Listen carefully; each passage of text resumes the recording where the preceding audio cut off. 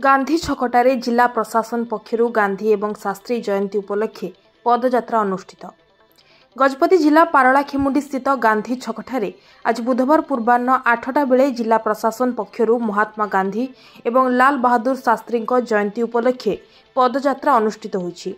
मुख्य अतिथि भावे गजपति जिलापाल श्री विजय कुमार दास, पौर परिषद अध्यक्षा श्रीमती निर्मला सेठी, जिला परिषद कार्यनिर्वाही अधिकारी डॉक्टर गुणनिधि नायक, श्री गौरांग पट्टनायक प्रमुख उपस्थित रही गांधी छकटारे थिबा महात्मा गांधी प्रतिमूर्ति रे पुष्पमाल्य प्रदान करी श्रद्धांजलि ज्ञापन करथिले।